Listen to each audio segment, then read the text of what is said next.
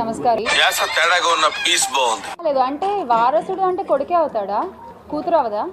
నువ్వు చేయలేదా నీకు పెళ్లి అయ్యిద్దరు ఆడపిల్ల పుట్టిన తర్వాత మగపిల్లడు కావాలని నువ్వు పెళ్లి చేసుకుంటే పెళ్లి చూపులకి వెళ్ళలేదా? నువ్వు నిశ్చయంగా చెప్పు, దమ్ముంటే ఏంటి విషయం నీకు తెలిసిందా? నాకేంది, ఏపీ హోల్ మొత్తం తెలుసు. అదే నాకు అర్థం కాలేదు. బాడీ పెరిగిందే గాని లోపలేం లేదు, డొల్లా. అది ఏమో మరి మెగాస్టార్ చిరంజీవి గారు ఏ ఉద్దేశంతో అన్నారో నాకు తెలియదు కానీ, ఏ ఉద్దేశంతో అనలేదు.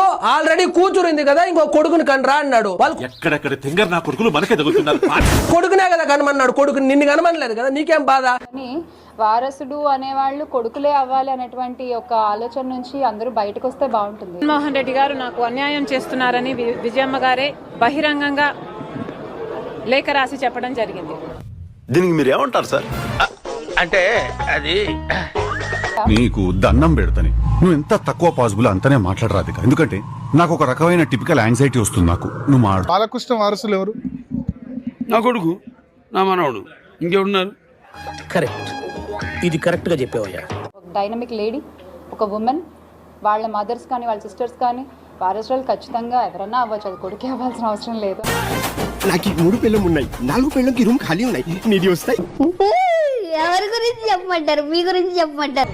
స్ట్రాంగ్ ఎవిడెన్స్ ఏదైనా ఉంటే చెప్పండి. ఎవిడెన్స్లు ఏకైక ఆన్లైన్ ఐడి ప్రొవైడర్ యాప్. ఈ యాప్ లో మీరు అమౌంట్ డిపాజిట్ చేసుకోవచ్చు, విత్డ్రా చేసుకోవచ్చు.